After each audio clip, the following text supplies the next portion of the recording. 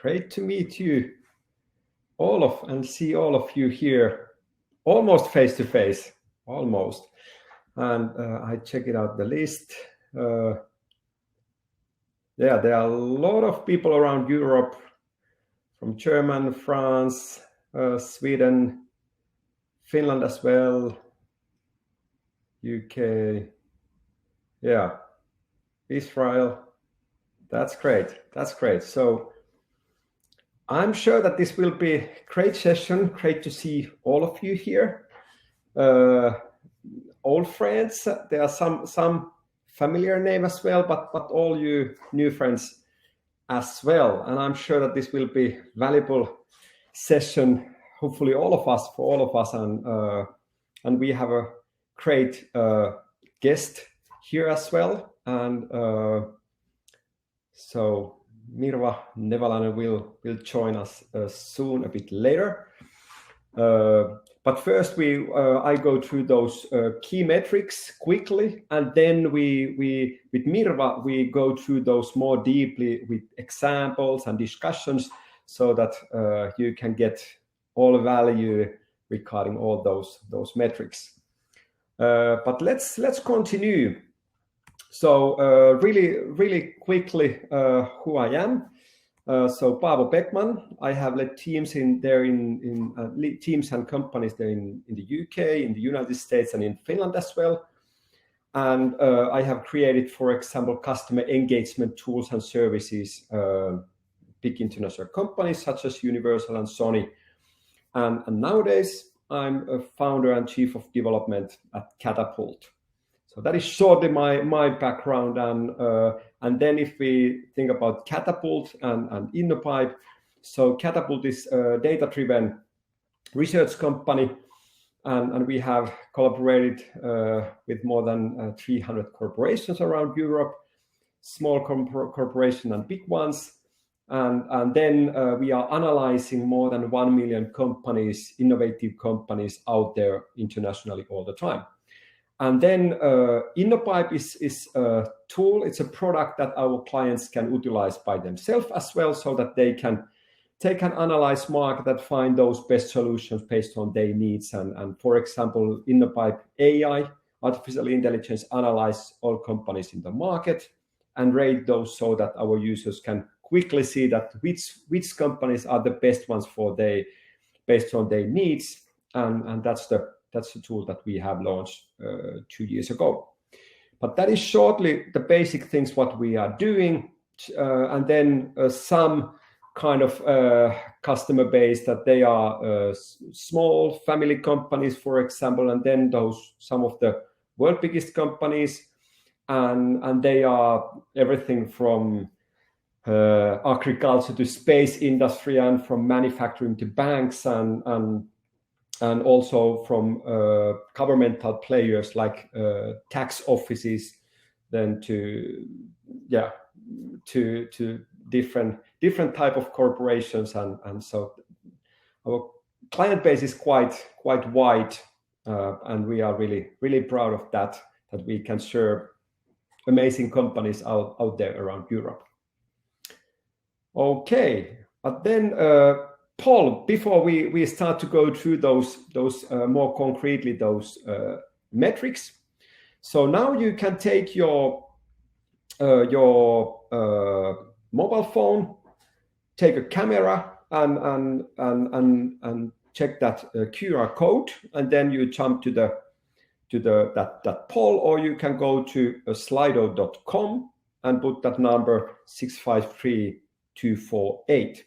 It would be really nice to see what metric is most important for you when you are thinking about partnering with startups and scale-ups. So yeah, there's reference cases, a client base. What else? Yeah, please, let's spend wait a bit so that you can answer to those questions as well. And of course, I think many of you think about that. Okay, all of these are the really important, but it's good to check it out. It seems that references and founders' experience, those are the most important metrics definitely for you.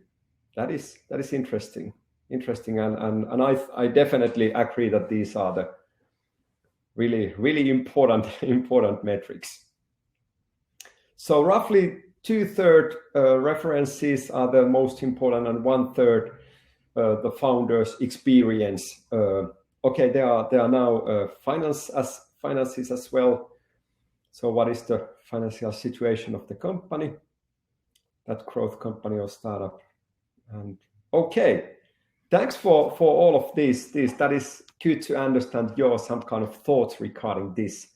So I write down this ref and founders and then finance. Okay, let's continue and jump to that metric 1. So as you also, many of you selected the founder's role is the most important thing, or the experience. And based on researches, that is also really key thing. So basically, of course, growth companies, they are quite small teams. So the what type of founders they have, that's of course tells a lot. Wait a second, there's a question there's also one note that value proposition is also really important, that we didn't have on the list on that poll, and then also maturity of the offering, that how much you can trust that it really works, and I understood it like that. Samuel, thanks a lot for sending that comment there. Regarding that founders, it's we of course we have a gut feeling when we talk about with the founders that how experienced they are and so on. But based on researches, there are a few really interesting metrics under that founder metric. That basically age of founders or founder. We easily think about that the startup founders are really young. But most successful companies or the founders of the most successful companies, when they found that company, they are roughly 40 years old. So that is good to understand, and it means that also that they have experience, and also it depends a lot that how many companies they have founded earlier. So generally speaking, 3rd or 4th company of the founders are the success case. So they have learned a lot during their path and with their previous companies, and now they can utilize it when they have that 3rd or 4th company in the row. So that is also good to understand. And then how many founders they have, that's also affect quite heavily. So if the best situation is they have 2 to 5 founders. If they have only 1 founder, they are not so much skill sets that they could utilize. But if you have 6, the opportunity to really succeed in the market drop really dramatically. That is interesting. So and one reason of that is that basically they can't do decisions so quickly anymore, because they are 6 decision makers, and then they take steps slower and slower all the time, and then they are some kind of mismatches also. But that is interesting to understand, and we come back to all these metrics later with Mirva. And then the team's ability to learn. That is interesting, because if you analyze most successful companies in the market, those growth companies out there, their learning cycles are super fast. And now we are not talking about months or years, but we are talking about rather weeks or days. So they iterate their things really quickly. And it's not easy to measure instantly when you check it out the company, but when you have a discussion with them, then it's good to try to understand that how quickly they change things and develop it further, because that means that if they change things small and bigger things as quickly as possible. That means that they are hopefully learning from the market, collect those learnings all the time.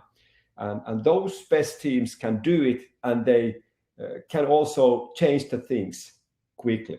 So if I'm the founder and I said last week that, hey, I think that this is best way to do it, and then I learn during the week, and then I need to have strength to say next week that, hey, sorry, last week I thought it was like this, but now I think that it's like that, because I learned a lot. So that is really, really important part, and we talk about this more later. And then one metric that is not so familiar for many people out there. Of course, venture capitalists utilize this cohort analysis really heavily. It's basically like measure retention of the users, and especially in SaaS businesses and services, that's the key thing. And so basically, it's measure how quickly, how often people come back and continue the usage again and again and again. So that's really important. And if you can create the service that's cohort analysis or cohort is really high, it means that you can, for example, raise money really easily and almost as much as you need, because then investors also understand that, hey, if we put money in and get more users, the service can keep those users as well. And then fourth one, financials. So of course financials are important, but it's good to understand what type of financials are important and in which cases. So really often we focus on profit. So if that company is doing profit, we think, okay, that's great. They are somehow stable already, and they can get the revenue. And so some clients want to pay for the service or the product, and then we focus on that. Can they continue their path? And we focus on really easily profit. But if there are companies who is investing money, generally speaking, they don't want to do profit, even though it's somehow difficult to understand in some cases, but investors want to focus on growth. And it means that if you are doing profit, you are not investing in enough for growth. So that's why those best companies usually do a lot of loss, not profit, even though they are generating even a lot of revenue, but still they want to do that negative profit, because they want to investing and conquer their own field in the market, and later they can focus on that profit when they have conquered the world first. So that is good to understand, and of course check it out that if they are doing a lot of negative profit and it is lost, so that what is the stability of that company. So if they are good investors that are backing them, then and if they are taking steps, then it's sure that those investors want to put more money usually in as well. So then you can trust that they will be in the market later as well. But yeah, so profit can be really good, or it can be really negative thing as well. So think about it, that what is the situation, and then talk about it so that you have a better understanding of the situation. And then also the revenue can be a bit tricky with the startup. So if you know the 1 or 2 year old revenue, then basically it's possible that doesn't tell anything about their current situation. So then it's important to talk about this with them more deeply. And then case examples. Okay, wait a second. Does this this question? Let's say product.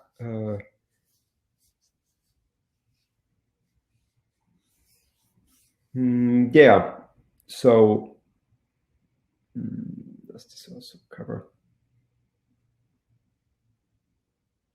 Yeah. So basically, of course, it's good to understand that where they put that money. So is it are they investing in that technology or is it more go to market money that where they put it, and how if they focus on investing a lot of money to the market, go to market, then it's also good to understand that what is the conversion rate there, that if they get the leads, how they can get those convert those leads to concrete deals as well.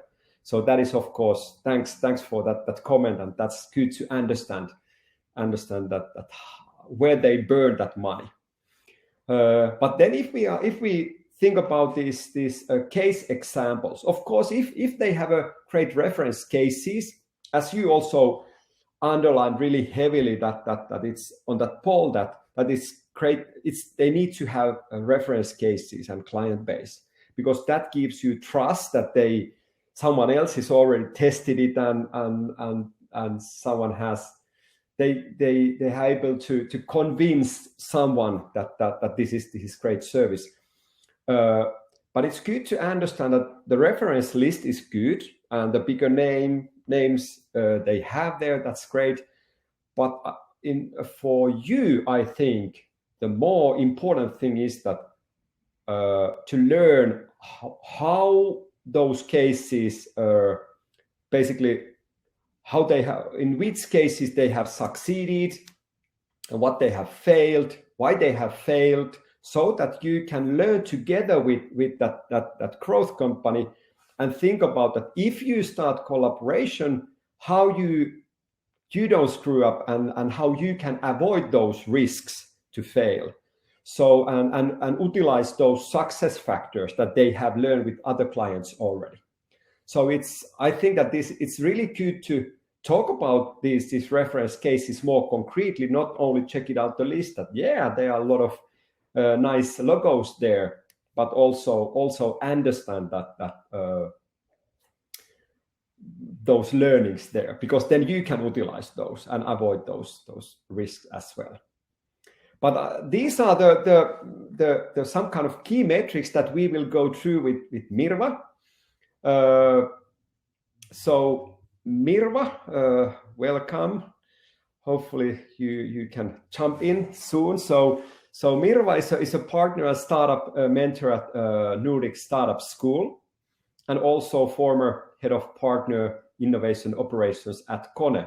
So it's great to go through and discuss these metrics with Mirva. So welcome, Mirva. Great to have you here. And so how is everything there? Thank you for inviting, and thanks. Everything is great. I think we are located both in Helsinki region, yes. So it's a little bit gray. Yeah, exactly. So, sounds good. And so let's continue here the discussion, and we have a time to go through those metrics more deeply and discuss those, and let's have that discussion as open and honest as possible. If you disagree with me regarding those metrics, then please say it, and so that would be as valuable as possible for our audience out there around Europe. Some of those are also outside of Europe, but let's continue and start with those founders. So how you see the founders' role and how you have measured those, because it's quite abstract way, but please tell your thoughts. Sure. First of all, I would like to quickly recap what kind of partnership or collaboration I'm referring when I'm going through these metrics. Yeah, that's great. There are very many types of partnerships or collaboration models or between the corporation and the smaller companies, as we all know. And in this webinar, I will concentrate on true partnerships where small company and the corporation are seeking for the joint opportunities to bring added value to the customers with this joint solution. So basically, both parties might be delivering their solutions separately, but they are jointly seeking for the customer opportunities or customer cases, and that way maybe expanding their offering, so the corporation will get more wide offering, and then also for the small companies they might get more expansion to their business. So this kind of win-win situation, and also joint solutions should be something that it's 1 + 1 is or equals more than 2, so it's bringing really added value. Yeah. And maybe I will very shortly or quickly try to give some example to concretize this a bit. Yeah. So if you have for instance, the robotic company which offers delivery robots for hotel segment, for example, so you can imagine that it's quite useful to be able for the robot to utilize the elevators or building doors to operate or to manage independently in the building, so that the receptionist doesn't need to go to open the doors or operate the elevator for the robot. So in those cases, it's nice and useful to integrate the solution with the building doors or with the elevators, so that the customer solution or the joint solution is bringing more value. Yeah. So I'm talking about these kind of partnerships in this webinar, and it's good to know that, for example, we are not now touching, for example, VC or very like tight integration, where either of the parties are selling the solution by themselves only. Yeah, that's good point, and also some comments from Jörg, for example. He underlines that proof of concepts are really important, and Samer also underlined that POC, that proof of concept, is critical, and so that it's possible to test things together and get that concrete understanding. So thanks for comments there. Please send those more if you have any thoughts or questions in your mind. But yeah, let's jump to that first metric, the founders. So tell your thoughts, generally speaking, regarding that. Yes. So of course the founders and the team in the company is very important, and as mentioned quite a few times already, that amount of experience of the founders team is quite important and can bring a lot of value. And obviously, like key things there might be, for example, capabilities to scale up, like understanding what does it mean to scale up. So as I mentioned already, so usually these kind of partnerships are made from the small companies' perspective, that they want to scale up their business, they want to find new opportunities and expand to new markets. So then for the founder team, it's very important to understand what does it mean. Do they have the capability to build up their team and their operations and the company, so that they can really meet these requirements, what will then come when the business starts to grow and even expand to the new markets. So it can be challenging, and it helps a lot if the team has experience. Yeah. And of course, if we think about these metrics, like that, how many founders, they are exceptions. Of course, there can be one founder, and it can be a great case. And also, if I give two examples, it was if we think about Supercell. So that's one of the fastest growing company ever in the history. It's a Finnish gaming company, and the valuation jumped from $0 to $10 billion really quickly in a few years, and they had six founders, even though usually it means that the opportunity dropped really dramatically. But if we check it out, those founders, they were super experienced. They have made those many exits already, and run businesses globally. So of course, it's good to think about the whole picture, and then after that, think about is it good match for your needs. But I have seen also one case when I have mentored companies around Europe, that in one case they had 29 founders. So I thought,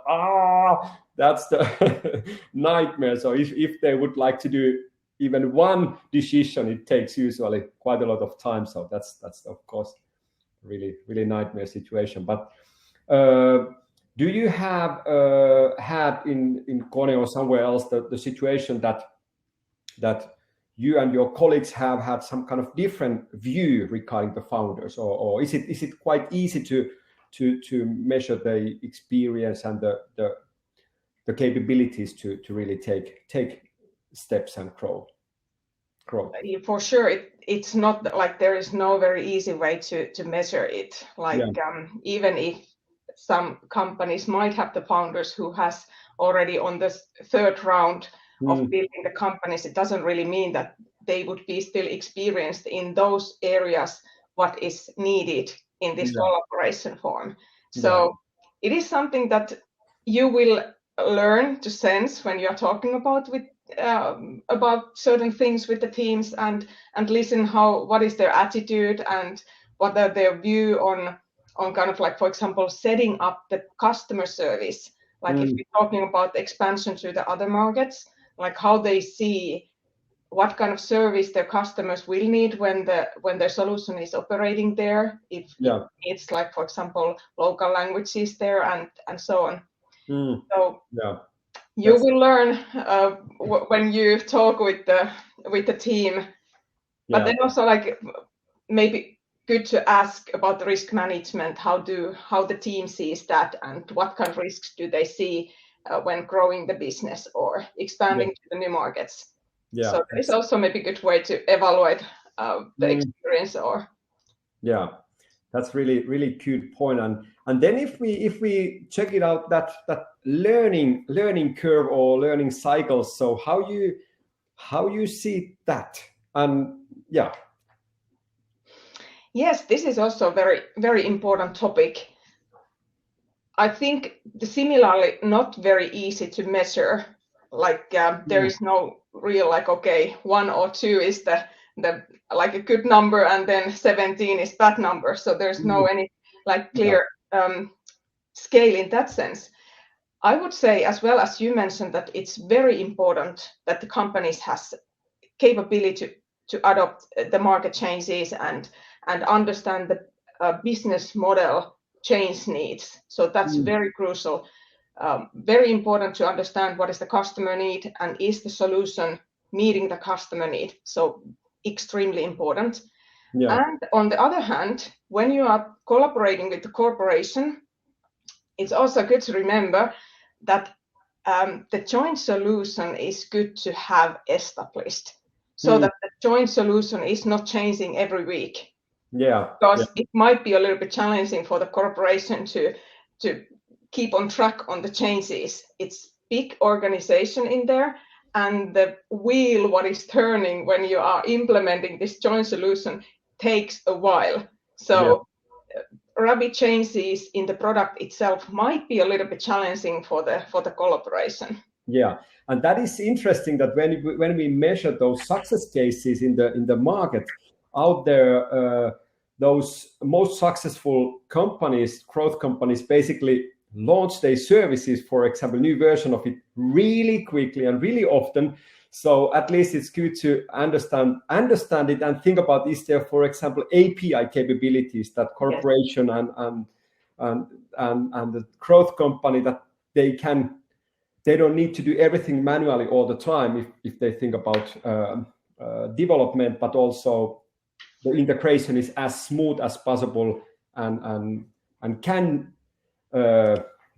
take next steps as easy as possible. It's not easy, but then if I give you some examples from the market, for example, Facebook, when they started to grow, they have had a cycle of they have released 3 versions per day, generally speaking.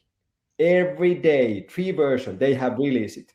So even though they have had later thousands of developers, but still at the latest 3 versions out per day. So it means that it's quite fast cycle. And we at Catapult and InnoPipe side, we have released, I just checked it out, that this year we have released 63 version, new features or improvements and so on. So roughly 1.5 new release per week. Not every day, but however, 1-2 per week. So the iteration cycle is quite fast in growth company field. But then if we compare that corporate world, when even every month, if you change something, it's really rapid change. And then regarding this learning and the founders, one nice example from Silicon Valley was that I sat with one a big investor there in Finnish sauna, by the way. There's at least one sauna. And he said that he has invested in roughly almost $100 million for those, was it 13 or 14 companies? And he said that none of those companies do what they did when he invested in those companies. So basically, those are so great teams that they, even though they have got the great business already, but they learn all the time more and more, they change the direction all the time. And so that tells something, that the challenge also, that you need to have a team that can learn, but same time it should match with the corporate some kind of steps and goals. So that is good to remember at least. Yes, and that's actually a very good point, because also corporates might seek for opportunities to, as I said, expand their offering, and then also find the ways how to adapt to the business needs or market needs more rapidly. So as corporates are usually having like very, very long product development pipelines and the roadmaps, then how to speed it up is one way to have these kind of partnerships. So when there are like a good and solid APIs, for example, to integrate to these core products of corporation, so that those are not changing all the time, then I would say that it's quite good even that the partner solution is able to adapt to the business needs or renewing market needs. Yeah, that's really good point. And then if we continue and figure out the cohort analysis. So as I say that for the most of the people, that's not so familiar if you are not a venture capital investor, but that retention is of course more understandable for all of us. So how do you see this metric? Have you utilized cohort itself earlier, or have you focused on more, generally speaking, that retention? Yes, so we haven't really used this cohort analysis as it is before. Yeah. Maybe a little bit from the brand image and the reference cases perspective, like how acknowledged the company is in the market area where they are operating, and what kind of customer cases they have and what kind of customer base do they have. This is actually very good metric and could be used and utilized very well in this kind of like when selecting new partners. So very good. And I think one reason why we haven't, for example, used it was that no one ever advertised this to us. So if you can do this, like in your company, I really do recommend you to really start using this and taking advantage of the good numbers if you have them. So even if in like I would say that in every single corporation, on the corporate level, they will make sure that this retention rate, how we did call it as well. So retention rate is very important metrics of the business success.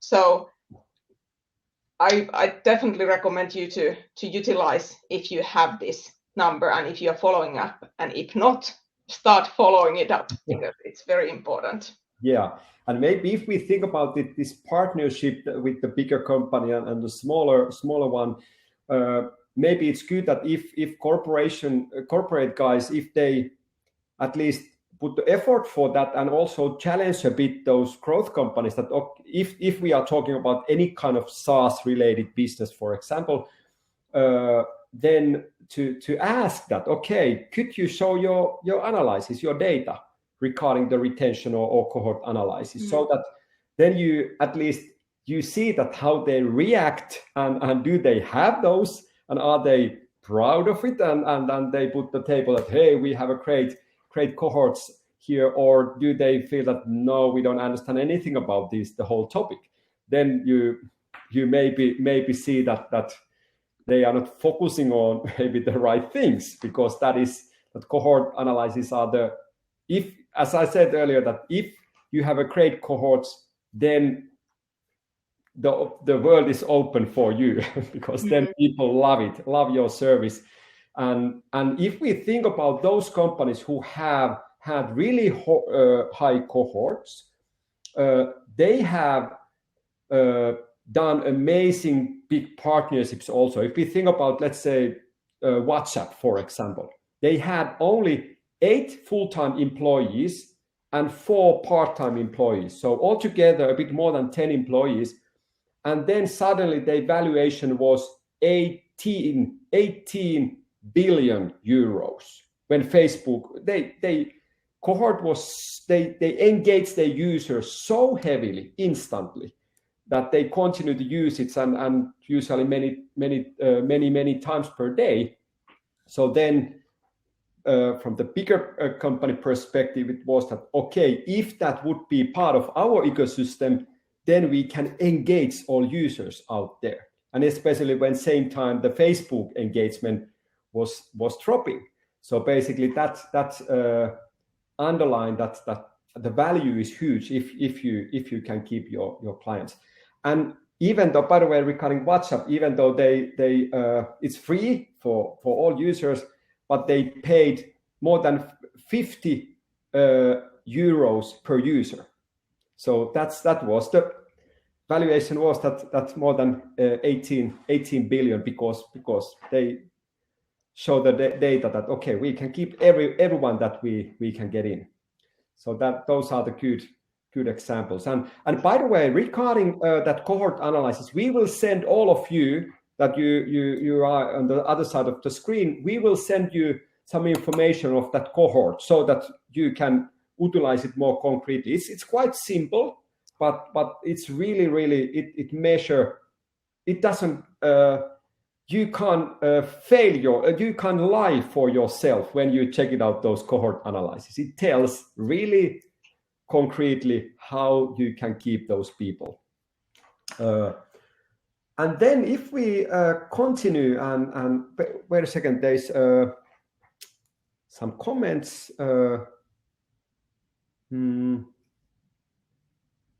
If I understand this correctly, so what is in?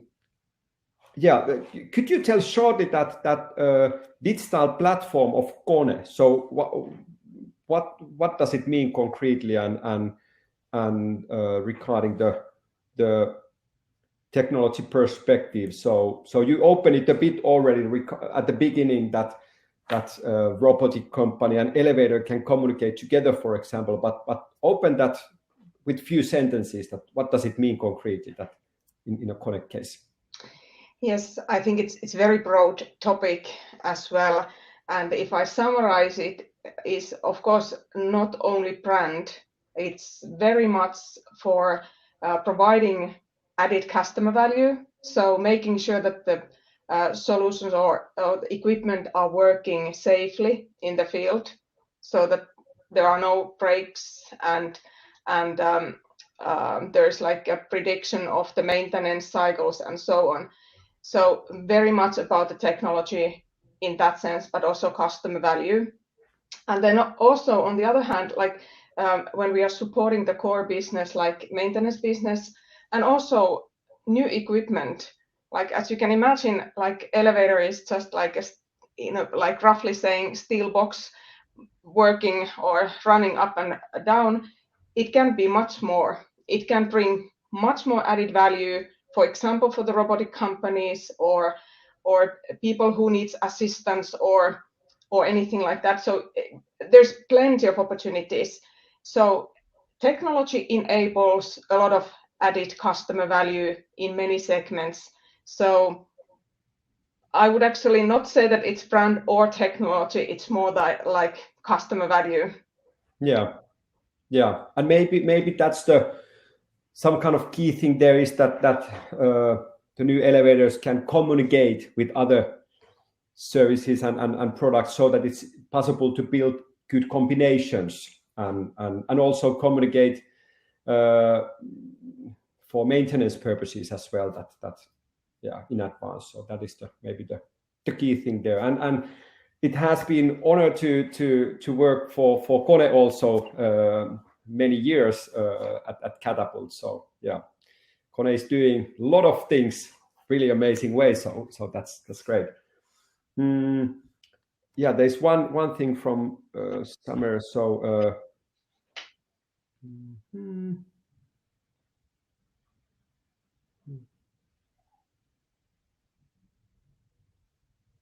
they Summer underlined that it's possible that the growth company's product or service can be good technology way, but maybe it's possible that they don't have good retention and yeah.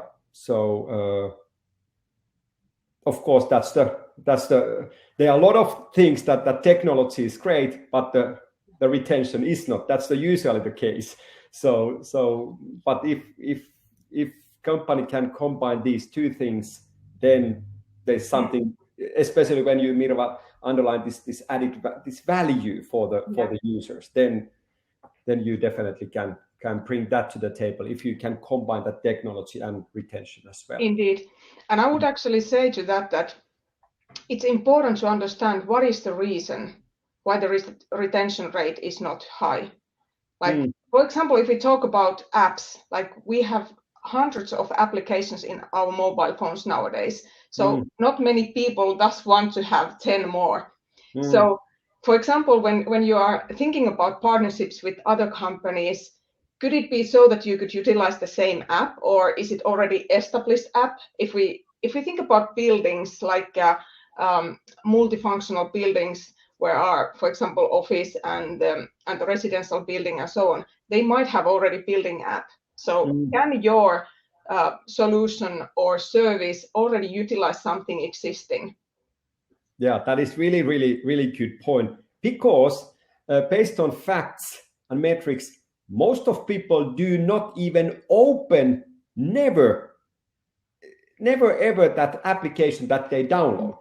So that's based on facts.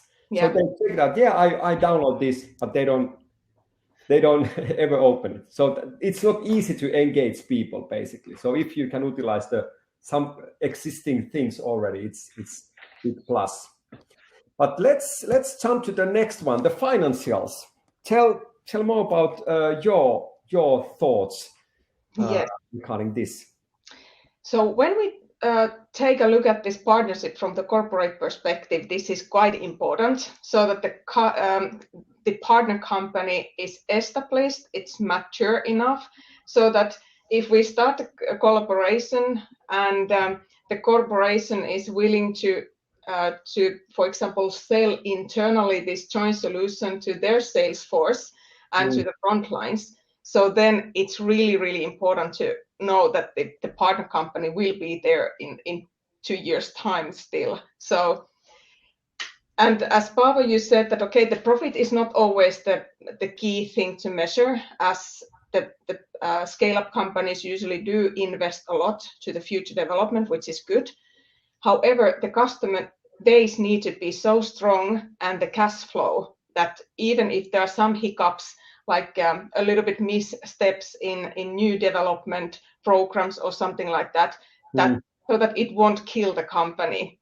Yeah. So in that sense, when collaborating with something very stable like corporation, it's good to remember that to being equal in there is or not equal, but at least like a good solid partner, it's good to be able to prove that yes, we can be here with you many years still, and we are solid in that sense.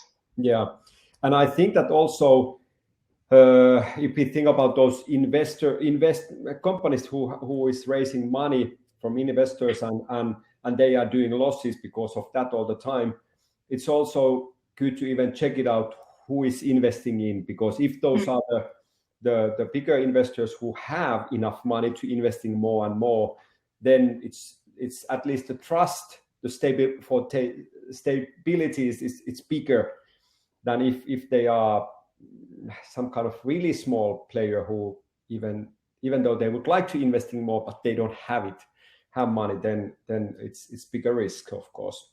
Yes. And it's also good to remember that scaling up is an investment. So when you are scaling up the business, for example, to the new regions, it will require some money and skills as well, which you might need to purchase. And then also from this financial point of view, it's good to be able to prove that your business model is solid. And even if you need to fine tune it a bit, it's fine, but so that you have really thought through why your business model is working and why it's really good and why it's profitable way to do business. Yeah, that's really, really good point. And okay, then let's check it out. The last metric, of course, we have some other maybe bonus things here as well. But then if we think about these 5 metrics, that those case examples. So how you see that? Yes, I agree. Important point as well to have case examples and reference cases. And as you already mentioned everything, so it's good for corporates as well to see that, yes, okay, you have been able to deliver these kind of cases and probably you have learned already how to deliver properly to the customers. And like a little bit mixing this with the customer base. So also it's good for corporation perspective to see if you have already quite established customer base, so that you don't have, for example, 1 or 2 customers. Because if you have any problem with one big customer, it usually means that you need to put all your efforts to survive from that hiccup or challenge what you might face. So then it usually means that then the rest need to a little bit survive without special focus. So in that sense, good to have references, good to have maybe a little bit different type of references. But if you don't have yet like big customer cases or references, then it's good to showcase how you have been able to build your customer base, how you can really prove that it's solid, and this cohort analysis can support it. Yeah.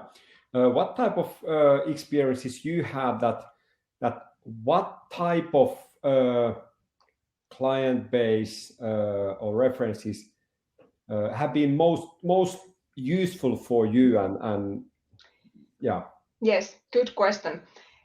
I would say that most beneficial customer cases or reference cases could be something which is relevant for the corporation.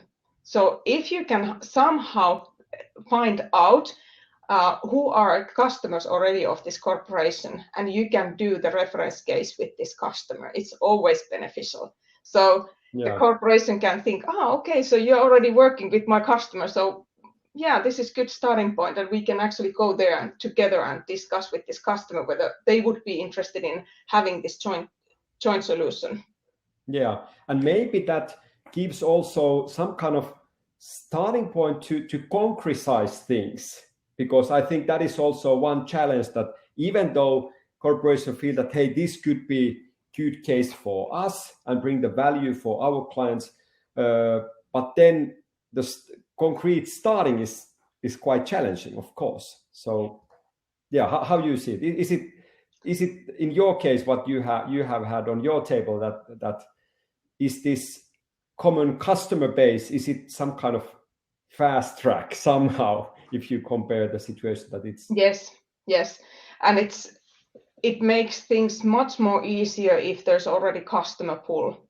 So customers are already asking, for example, this partner solution, and then it would bring just like added value to bring this joint solution. Just like, as I said, as an example, this robotic company. So if this robotic company has already discussion ongoing with several hotels, for example, and they have already this certain elevator there, so it's a great example to go together there and say that, yes, and if you take our robot, you can integrate it with this elevator here or with this building door here very easily, and it will bring even more value to this solution. Yeah, that's really good example. And then if we think about some kind of other metrics out there that you could have in your mind outside of these five metrics, do you have anything in your mind that are relevant when you have thought about those concrete partnerships and what really matter there? Yes, maybe like in addition to this joint customer base, as I see that it's very important one, in addition to this what we already discussed. So the joint customer base and also geographical location.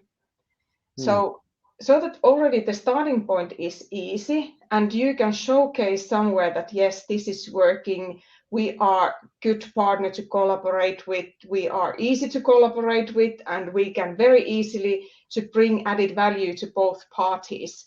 So for example, if you have already some ways to get some customer leads, which you can confidentially share with this corporation sales team, and vice versa, it can be quite good starting point, but it means that you need to be locally somewhere where also this corporate sales force is located. So this is maybe one example of the metrics what I can now come up with. And then also, of course, there are others. And as I said in the beginning, the metrics can a little bit vary when the way of the model of the collaboration changes. So when you change the collaboration model, other type of like the metrics will be more important. Yeah, and regarding the location, based on our learnings, that if corporation is thinking that partnership with the growth company, the location is also important in that way that there isn't the time zones are somehow same, that not, for example, 10 hours or 12 hours different, because then it's really difficult to start that collaboration and communicate together proper way. So I remember when I live in Silicon Valley, and we have a team in Finland, in Helsinki as well. 10 hours, it's even inside the company, it's already quite challenging. And of course, in Connect type of companies, you see it all the time internally when you have people around the world. But then if you should start really close partnership with the growth company, that is at least one aspect that is good to think about. that is the possibility to communicate easily. Yeah. How do you see this? We have, by the way, one poll before we end, but one question that have you seen this elephant mouse syndrome, that one partner is huge global player and then another one is really small, and the elephant really easily crush the mouse when even though they try to do things together and smoothly, but because the cultural things and many policies and so on are different. So have you any experience of that and how you have tackled that? Yeah, I would say that that's definitely a risk and good to acknowledge and try to somehow find the ways how to prevent that. And I think there's a little bit like a related question also in the chat, like what would be the critical success factors in collaboration, purpose, communication, business model? And a little bit related to that, I try to answer very quickly to this one. So all of these are important. And in this kind of collaboration, what I'm talking about now, maybe the purpose and the collaboration are more important. The business model is then up to this partner company, how well they will succeed and how well they will do it. But the purpose in that sense that the expectations are similar, so that there's really understanding that, yes, this is where we want to be or want to go, and this is how we get there, and this is what we want to achieve with this common common collaboration, and this is win-win for both.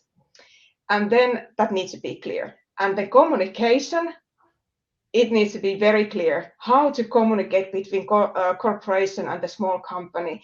It might be a little bit tricky, and it really needs to be agreed in advance before going to the customer cases. Yeah, that is good. Really good points. Yeah. But then, and then also like to your point, Paavo, that like if there are even partners which are giant partners and small partners, how to raise these small partners over the big partners. So even in those kind of cases, there are many ways to try to avoid that these small partners won't stay there, like somewhere in the corner, but they will also shine. Yeah, that's good point. And Mirva, stay there, so don't jump out yet. But it's good to ask from the audience that which topic would you want to learn more about in possible, if we think about possible future webinars, that what would be valuable for you. So would you like to hear the biggest successes and screw ups in corporate venturing internationally, or would you like to hear concrete pros and cons regarding outsourcing, innovation scouting, or doing it in-house? So which one of these would be more valuable for you if we have a webinars in the future as well? Okay, there are first list outsourcing, in-housing things. Let's wait some other. Is are everyone answer? Okay, there's now some other. Yeah, at least now it seems that it's this pros and cons regarding outsourcing, in-housing. Yeah, that's thanks for all of you having those the information regarding that. And then if you would like to have a short coffee break for me, then please you can utilize Calendly, so calendly.com/Paavo Beckman. So you can book straight away a short meeting from there, so we can discuss. If you only want to discuss, that's fine. Or if you have some kind of concrete case or challenges or something that you would like to hear feedback or comments, then please utilize that. And right corner on your screen should be that poll that how the feedback from the webinar. So please answer those questions there. So are you enjoying the webinar so far? So you can put the absolutely, or I expected something else. And then there are another question that is that would you recommend this webinar to your colleague? By the way, we have recorded that as well, so that is possible to see later as well.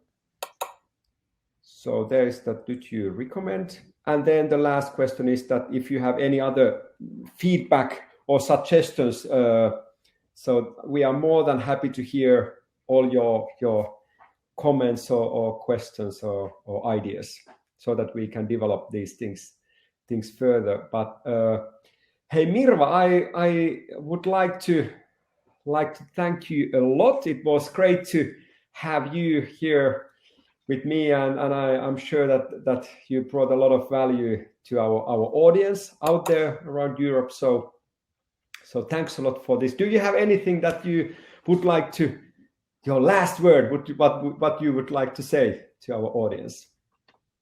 Okay, happy to help anyone regarding to this collaboration between smaller companies and a corporate journey. And you can find me in the LinkedIn, I'm sure. So happy to answer to your questions in the future as well. And thank you for inviting. It was very interesting talks. Yeah. And I hope that it really gave a value and looking forward to hear the feedback from you guys. Yeah, definitely. And hey, thanks for all of you, and have a great weekend when we will be there. So let's have a nice time then. But hey, thanks a lot, and have a great fall time to all of you. Okay. Thank you. Yeah. Bye-bye. Take care. Bye-bye.